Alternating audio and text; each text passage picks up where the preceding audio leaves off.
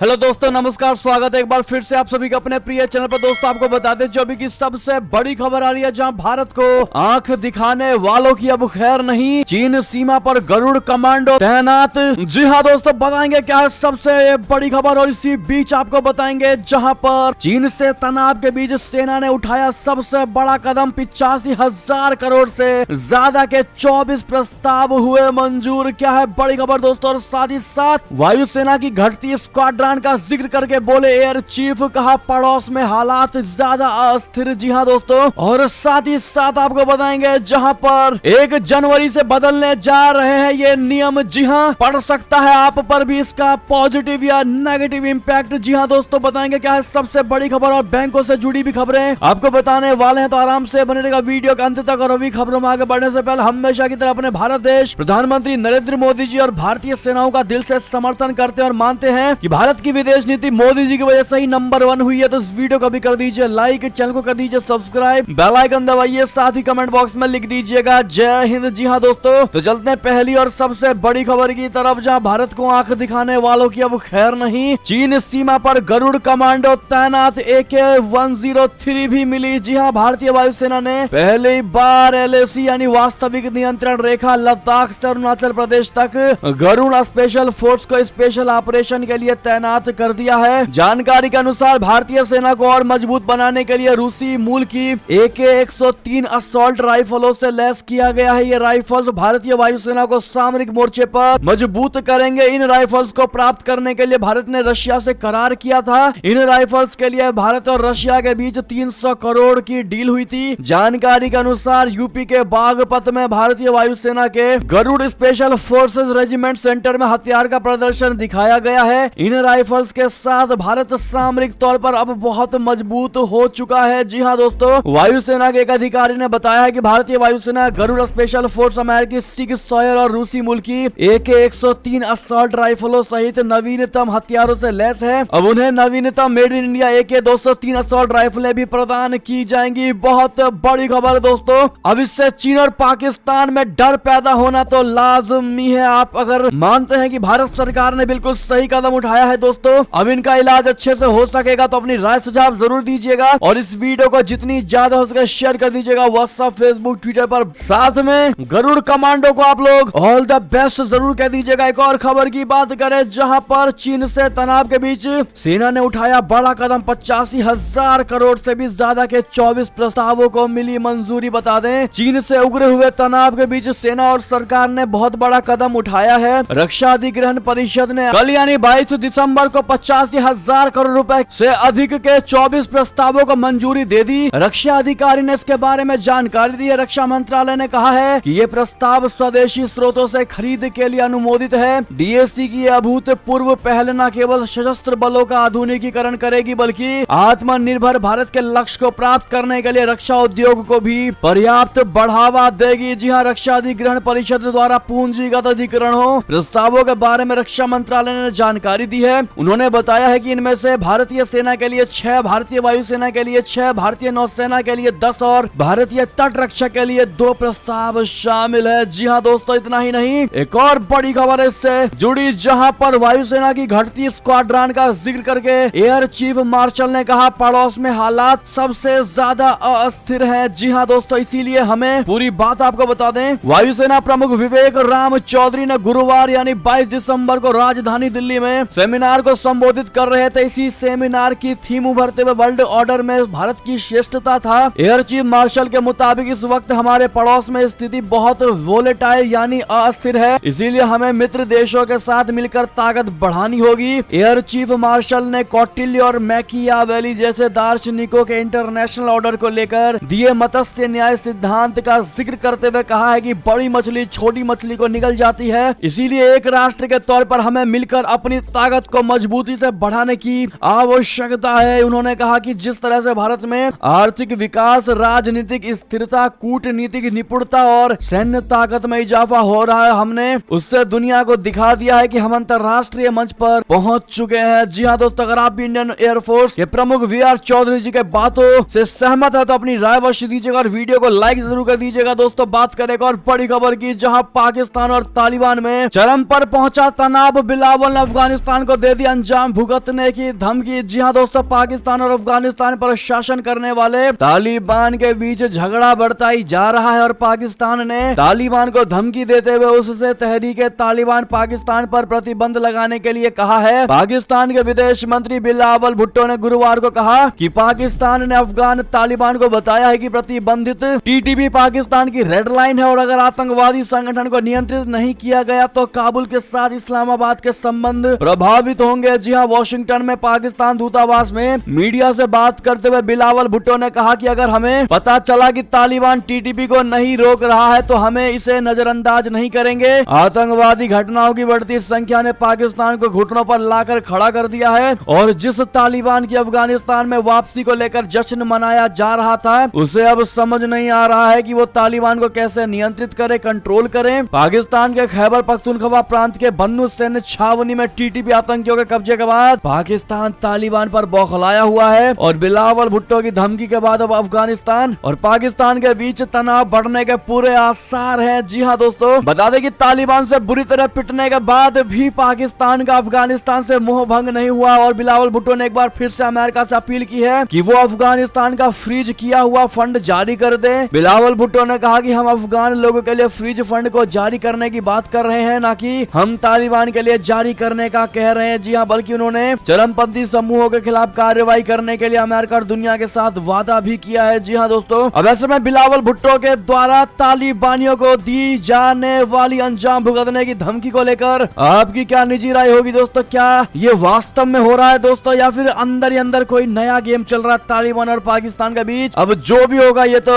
आने वाला वक्त ही बताएगा। बहरहाल आपकी जो भी निजी राय हो कमेंट करके जरूर बताइएगा। बात करते हैं एक और बड़ी खबर की तरफ, जहां भारत चीन तनाव के बीच भारत चाइना के साथ कमांडर स्तर की हुई बैठक इस बात पर बनी सहमति। बता दें, अरुणाचल प्रदेश के तवांग सेक्टर में 9 दिसंबर को भारत और चीन की सेना के बीच हिंसक झड़प हुई थी। दोनों तरफ से कुछ सैनिक झड़प में घायल हुए थे। दोनों देशों के बीच स्थिति तभी से तनावपूर्ण बनी हुई है। तो वहीं अब लद्दाख में भी शांति बनाए रखने के लिए भारत और चीन के बीच कमांडर स्तर की बैठकें हुई हैं और इस हाई लेवल मीटिंग में सेना के शीर्ष अधिकारी मौजूद रहे हैं। विदेश मंत्रालय ने गुरुवार को बताया है कि भारत चीन कोर कमांडर स्तर की 17वें दौर की बैठक 20 दिसंबर को चुशुल मोल्डो यानी लद्दाख में आयोजित की गई थी। दोनों पक्षों ने पश्चिमी क्षेत्र में शांति बनाए रखने के लिए सहमति जताई है। विदेश मंत्रालय के प्रवक्ता ने बताया है कि बैठक में 17 जुलाई को हुई पिछली बैठक में हुए फैसलों की समीक्षा की गई। बैठक में वेस्टर्न सेक्टर में बनी सहमति को लेकर भी बातचीत की गई। प्रवक्ता ने बताया है कि दोनों पक्ष पश्चिमी क्षेत्र में जमीन पर सुरक्षा और स्थिरता बनाए रखने और सैन्य और राजनयिक चैनलों के माध्यम से बातचीत बनाए रखने और पारस्परिक रूप से स्वीकृत संकल्प पर काम करने पर सहमत हुए हैं। जी हाँ दोस्तों, गौरतलब है कि अरुणाचल प्रदेश में चीन सीमा पर हुई ताजा झड़प के बाद से ही भारत सरकार एक्शन में है। केंद्रीय रक्षा मंत्री ने तवांग में हुई हिंसक झड़प के लिए चीनी सेना को जिम्मेदार भी ठहराया था। जी हाँ, बात करते हैं एक और बड़ी खबर की तरफ दोस्तों, जहां पर जेलेंस्की की स्पीच पर अमेरिकी कांग्रेस में खूब बजी तालियां। दरअसल यूक्रेन अभी जिंदा है, कभी हथियार नहीं डालेगा वाले बयान पर बजी तालियां। बता दें, रशिया यूक्रेन युद्ध के 300 दिन पूरे होने के बीच यूक्रेन के राष्ट्रपति वोलोडिमिर जेलेंस्की फिलहाल अमेरिका में है। उन्होंने यहाँ बुधवार को अमेरिकी संसद की संयुक्त बैठक को संबोधित करते हुए रशिया पर जोरदार हमले किए। जी हाँ दोस्तों, जेलेंस्की ने अमेरिकी संसद में कहा कि अमेरिकी कांग्रेस में होना और इस निराशाजनक समय में आप सभी से बात करना मेरे लिए सम्मान की बात है। यूक्रेन झुका नहीं है, यूक्रेन ने हथियार नहीं डाले हैं, यूक्रेन में अभी जोश बाकी है और वो मुस्तैदी से लड़ रहा है। जी हाँ, जेलेंस्की ने कहा है कि अमेरिकी कांग्रेस में होना और आप सब से बात करना बहुत सम्मान की बात है। सब तरह की निराशा और हताशा के बावजूद यूक्रेन हथियार नहीं डालेगा, यूक्रेन अभी जिंदा है और मुस्तैदी से लड़ रहा है, हमें किसी तरह का डर नहीं है। उन्होंने कहा कि यूक्रेन ने हमले का पहला चरण जीत लिया है, हम दुनिया की नजरों में रशिया को हरा चुके हैं। जी हाँ, यूक्रेन ने हमले के पहले चरण को जीता है, रशिया ने हम पर नियंत्रण खो दिया है, ये लड़ाई अब रोकी नहीं जा सकती। इसीलिए इस युद्ध के बीच हम अपने देश को सुरक्षित महसूस कराने के लिए तैयार खड़े हैं। आपके प्यार, सम्मान और सहयोग का शुक्रिया। यूक्रेन आपकी इस दरिया दिली को हमेशा याद रखेगा। जी हाँ दोस्तों, यूक्रेन के राष्ट्रपति का बुधवार को जब अमेरिकी संसद में संबोधन खत्म हुआ तो उनका अमेरिकी सांसदों ने 2 मिनट तक खड़े होकर अभिवादन किया, तालियां बजाई, सीटियां बजाई। इस साल फरवरी में यूक्रेन पर रशिया के हमले के बाद से ये जेलेंस्की का यूक्रेन से बाहर पहला विदेशी दौरा है और उनके इस बयान को लेकर पूरा अमेरिका में तालियां बजी हैं दोस्तों। साथ ही साथ एक और बड़ी खबर की बात करें, जहां पर चीन से निपटने के लिए एक साथ आए Bharat Japan fighter jet training से ड्रैगन पर कसेंगे नेपाल। बता दें क्या है खबर। भारतीय वायुसेना और जापान की एयर डिफेंस फोर्स अगले कुछ दिनों में एक ज्वाइंट फाइटर ट्रेनिंग को अंजाम देने वाले हैं। राजधानी टोक्यो के करीब होने वाली ये ड्रिल अगले महीने यानी जनवरी 2023 में आयोजित होगी। जापान टाइम्स की तरफ से बताया गया है कि 16 से 26 जनवरी तक होने वाला ये ट्रेनिंग कार्यक्रम अपनी तरह का ये पहला आयोजन है। पहली बार है जब जापान भारत के साथ इस तरह की कोई ड्रिल आयोजित कर रहा है। इस मिलिट्री ड्रिल के बारे में जानकारी ऐसे समय में आई है जब पिछले दिनों जापान में चीन की तरफ से कुछ जासूसी पुलिस स्टेशन स्थापित करने की खबरें आई थी। साफ है कि कहीं ना कहीं जापान चीन को इस ड्रिल के जरिए तगड़ा जवाब देने की तैयारी कर चुका है। आपको बता दें जापान और भारत अमेरिका और ऑस्ट्रेलिया के साथ ही क्वाड संगठन का अहम हिस्सा है। ये चारों देश इस समय चीन की आक्रामकता से त्रस्त हैं। जापान के प्रधानमंत्री किशिदा फूमियो और भारत के प्रधानमंत्री नरेंद्र मोदी जी इस साल मई में हुए एक सम्मेलन में मिले थे। इस दौरान दोनों ने इस बात पर रजामंदी जताई थी कि जल्द से जल्द दोनों देशों को एक युद्धाभ्यास का आयोजन करना चाहिए जिसमें फाइटर जेट्स भी शामिल हो। ऐसे में दोस्तों इस युद्धाभ्यास के लिए ऑल द बेस्ट जरूर कह दीजिएगा अपनी भारतीय सेनाओं को। एक और बड़ी खबर की बात करें, जहां पर वायरल वीडियो में बहुत बड़ा दावा, गिलगित बाल्टिस्तान में पाकिस्तानी सेना पर फूटा गुस्सा। लोगों ने कहा तुम्हारे बाप की जमीन नहीं। जी हां, पाकिस्तान के कब्जे वाले गिलगित बाल्टिस्तान में पाकिस्तानी आर्मी के खिलाफ आम लोगों का गुस्सा फूट पड़ा है। स्थानीय लोगों का आरोप है कि पाकिस्तान आर्मी उनके ऊपर जुल्म कर रही है। गिलगित बाल्टिस्तान के स्थानीय लोग पाकिस्तान आर्मी के जुल्म से तंग आकर सड़कों पर उतर आए हैं। पाकिस्तानी आर्मी के विरोध का एक वीडियो सोशल मीडिया पर वायरल हो रहा है और इस वीडियो को प्रोफेसर सज्जाद राजा ने ट्वीट करके शेयर भी किया है। दोस्तों आप देख पा रहे होंगे और वायरल वीडियो में एक शख्स साफ तौर पर यह कहते हुए सुनाई दे रहा है कि ये जम्मू कश्मीर नहीं है, ये अफगानिस्तान नहीं है, ये जमीनें हमारी है। यहाँ पर पंजाब रेंजर आती है और जमीनों पर कब्जा करती है। ये इनके बाप की जमीन नहीं है, ये हमारी जमीन है। बात करें और खबर की, जहाँ अफगान बेटियों के लिए साथ आए भारत, तुर्की और सऊदी अरब। तालिबान ने यूनिवर्सिटी एंट्री पर लगाया बैन। बता दें तालिबान ने पिछले कुछ में एक बहुत बड़ा कदम उठाते हुए अफगानिस्तान की यूनिवर्सिटी में महिलाओं की एंट्री पर बैन लगा दिया है। अब तालिबान के इस फैसले के खिलाफ पूरी दुनिया से आवाजें उठाई जा रही हैं। भारत ने भी कहा कि तालिबान द्वारा अफगानिस्तान के विश्वविद्यालयों में महिलाओं के प्रवेश पर प्रतिबंध लगाने संबंधी खबरों से चिंतित है। साथ ही भारत ने काबुल में एक ऐसी समावेशी सरकार के गठन और अपने आह्वान को दोहराया जो अफगान समाज में महिलाओं और लड़कियों के लिए समान अधिकार सुनिश्चित करे। जी हां, America, Australia, Canada, France, Germany, Japan और ब्रिटेन सहित कई देशों ने विश्वविद्यालयों में महिलाओं के प्रवेश पर प्रतिबंध लगाने के तालिबान सरकार के फैसले की कड़ी निंदा की है। तालिबान ने मार्च में लड़कियों के माध्यमिक विद्यालयों में जाने पर रोक लगा दी थी। भारत के विदेश मंत्रालय के प्रवक्ता अरिंदम बागची ने कहा, हम इस संबंध में सामने आई खबरों को चिंता की दृष्टि से देखते हैं। भारत ने अफगानिस्तान में महिलाओं की शिक्षा के अधिकार का लगातार समर्थन किया है। चलते हैं एक और बड़ी खबर की तरफ, जहां पर चीन ने फिर दिखाई आक्रामकता। 24 घंटों में ताइवान की ओर भेजे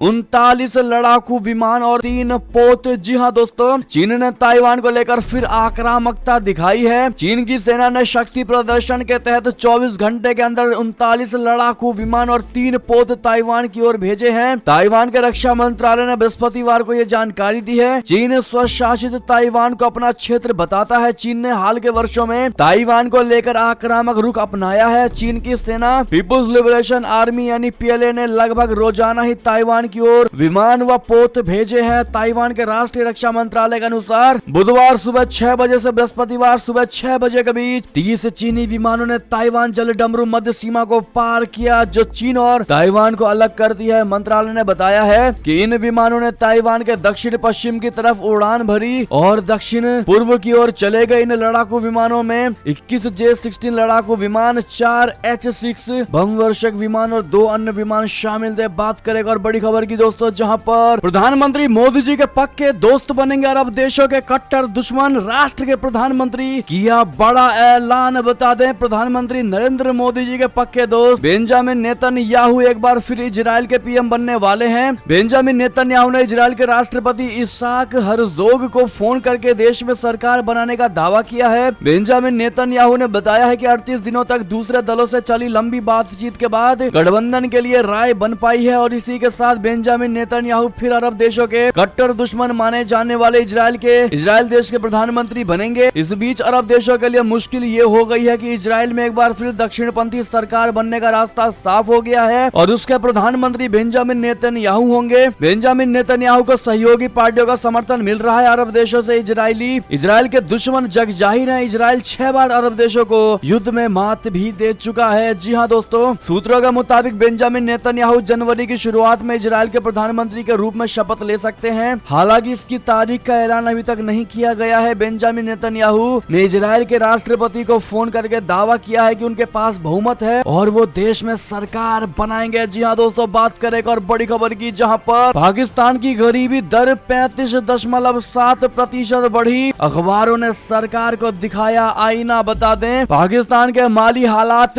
दिनों दिन बुरी स्थिति में आते जा रहे हैं। देश के प्रसिद्ध उर्दू अखबार इस्तेखाब डेली ने बताया है कि पाकिस्तान की गरीबी दर में 35.7% की वृद्धि हुई है और खाद्य पदार्थों की कीमतों में 20 से 31% की वृद्धि हुई है। तो उधर देश वैश्विक गरीबी सूचकांक की सूची में 116 देशों में से 92वें स्थान पर पहुंच चुका है। जी हाँ दोस्तों, अखबार ने सरकार को सलाह दी है कि वो मुद्रास्फीति को नियंत्रित करने के लिए एक प्रणाली बनाए, क्योंकि इस कारण पिछले कुछ वर्षों से खाद्य सुरक्षा बुरी तरह प्रभावित हुई है। जी हाँ दोस्तों, यानी कि पाकिस्तान की हालत दोस्तों इतनी कमजोर हो चुकी है, लेकिन उसके बावजूद भी पाकिस्तानी सरकारों को अकल आता दिखाई नहीं दे रहा है। ऐसे में आप लोग क्या सजेशन देना चाहेंगे पाकिस्तानी सरकार को? अपनी राय अवश्य दीजिएगा। हालांकि जो आतंकवाद को पालते हैं दोस्तों, उनके साथ ऐसा होना वो निश्चित ही होता है। मानते कि नहीं, इस बात को बताइएगा जरूर। एक और खबर की बात करें, इमरान खान ने कहा विधान सभाएं भंग करना संवैधानिक अधिकार, आर्थिक संकट के लिए बाजवा है दोषी। जी हाँ, पाकिस्तान के पूर्व प्रधानमंत्री और पीटीआई प्रमुख इमरान खान लगातार अपने विरोधियों पर निशाना साध रहे हैं। बुधवार यानी 21 दिसंबर को इमरान खान ने कहा कि पंजाब प्रांत और खैबर पख्तूनख्वा की विधान सभाओं को भंग करना उनकी पार्टी का संवैधानिक अधिकार है। पीटीआई प्रमुख की यह टिप्पणी विपक्षी दल पीपीपी और पीएमएलएन के विधायकों की ओर से लाए गए अविश्वास प्रस्ताव पर की गई है। दरअसल पंजाब और खैबर पख्तूनख्वा में अभी इमरान खान की पार्टी पाकिस्तानी तहरीक इंसाफ यानी पीटीआई की सरकार है। पीटीआई और सहयोगी दलों की सरकार के मुख्यमंत्री परवेज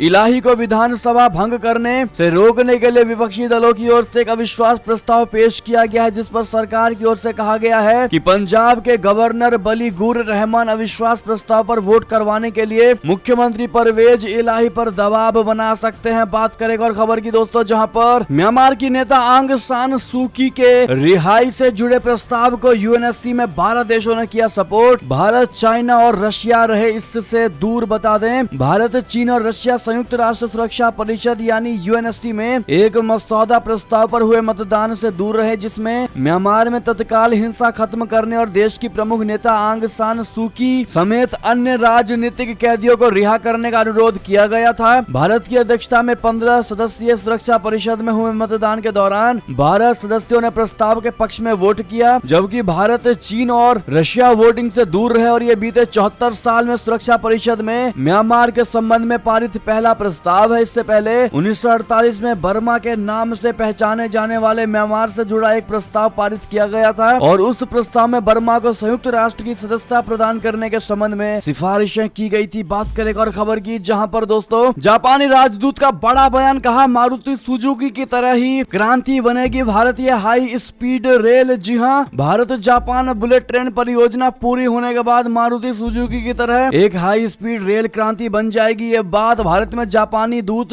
हिरोशी सुजुकी ने कही है। उन्होंने कहा कि हाई स्पीड रेल परियोजना के लिए भारतीय और जापानी श्रमिकों द्वारा दिखाई गई टीम भावना सराहनीय है। ओसामू सुजुकी ने बुधवार को कहा है कि एक महीने पहले भारत आने से पूर्व वो मार्च में ओसामू सुजुकी से मिले थे, तो तब उन्होंने उनके साथ पिछले 30 वर्षों के अनुभव को विस्तार से साझा किया था और अब यहाँ आकर वो उसी भावना को देख सकते हैं। बात करें और खबर की, जहाँ नेपाल सुप्रीम कोर्ट से चीनी कंपनी को तगड़ा झटका, इस भारतीय कंपनी को मिल सकता है एक्सप्रेसवे बनाने का ठेका। बता दें, नेपाल के सुप्रीम कोर्ट ने चीनी कंपनी को एक्सप्रेसवे निर्माण का ठेका लेने से रोक दिया है और इस फैसले से भारत की एक कंपनी को इस एक्सप्रेसवे निर्माण का ठेका मिलने की संभावना बढ़ गई है। नेपाल सुप्रीम कोर्ट ने नेपाल सेना द्वारा चीन की एक बड़ी कंस्ट्रक्शन कंपनी को यह प्रोजेक्ट सौंपने के लिए बुलावा देने के लिए आदेश जारी किया और इस प्रोजेक्ट के लिए एक भारतीय कंपनी ने भी बोली लगाई थी। आरोप है कि नेपाली सेना ने आम चुनाव से एक दिन पहले गलत तरीके से चीनी कंपनी को ये ठेका दे दिया है, जिसके पास तकनीकी दक्षता का अभाव है। जी हाँ, नेपाल के इस महत्वाकांक्षी एक्सप्रेसवे प्रोजेक्ट का निर्माण 2017 में शुरू किया गया था और इसे पूरा करने की नई डेडलाइन बढ़ाकर जुलाई 2024 की जा चुकी है। इकोनॉमिक टाइम्स की एक रिपोर्ट के मुताबिक चीनी कंपनी ने इसके लिए 18.786 बिलियन नेपाली रुपए का प्रस्ताव दिया था, जबकि भारतीय कंपनी अफकॉन इंफ्रास्ट्रक्चर ने 19.99 बिलियन नेपाली रुपए की बोली लगाई थी। बात करें एक और बड़ी खबर की, जहां पर अब नाव से चंद घंटे में पहुंचेंगे श्रीलंका। अगले महीने से शुरू होगी सेवा। बता दें, हिंद महासागर क्षेत्र में द्विपक्षीय सहयोग बढ़ाने के लिए भारत और श्रीलंका के वरिष्ठ अधिकारियों के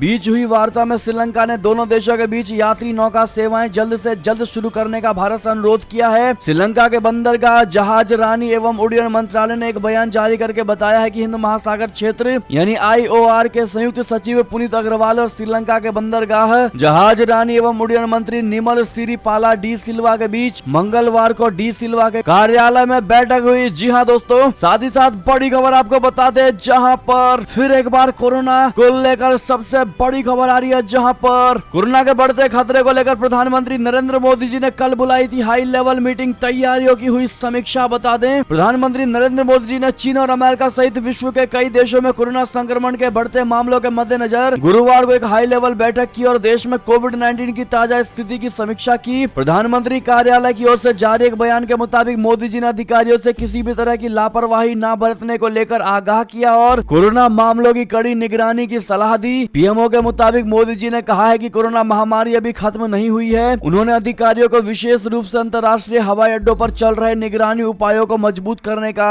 निर्देश भी दिया है। जी हाँ दोस्तों, और साथ ही आपको बता दें, अगर आपके शरीर में दिखते हैं ये 5 लक्षण तो तुरंत डॉक्टर के पास जाएं। कोरोना के खौफ के बीच डॉक्टरों ने दी बड़ी चेतावनी। इंडियन मेडिकल एसोसिएशन ने कहा है कि अगर किसी शख्स में बुखार, गले में खराश, खांसी, दस्त और लूज मोशन की दिक्कत दिखे तो तुरंत उसे डॉक्टर से मिलना चाहिए। फिलहाल भारत में कोई चिंताजनक स्थिति नहीं है, लेकिन रोकथाम और इलाज से इसे बढ़ने से रोका जा सकता है। बदलते मौसम में डॉक्टर्स ने लोगों को सतर्क रहने की भी सलाह दी है और साथ ही साथ विदेशों से आने वाले यात्रियों की एयरपोर्ट पर भी टेस्टिंग की जाएगी। दोस्तों, स्वास्थ्य मंत्रालय ने इसको लेकर आदेश जारी कर दिया है, क्योंकि चीन समेत कई देशों में कोरोना वायरस के बहुत अधिक मात्रा में मामलों को लेकर केंद्र सरकार हरकत में आई। केंद्रीय स्वास्थ्य सचिव राजेश भूषण की ओर से जारी आदेश के मुताबिक अब भारत पहुंचने वाली उड़ानों के कुल यात्रियों के 2% लोगों की एयरपोर्ट पर ही टेस्टिंग कर दी जाएगी। इसके साथ साथ ये भी बताया गया है कि यात्रियों की टेस्टिंग किस आधार पर की जाएगी। जी हाँ दोस्तों, साथ ही साथ एक और बड़ी खबर आपको बता दें, जहां पर जनवरी 2023 में 14 दिन रहेंगे बैंक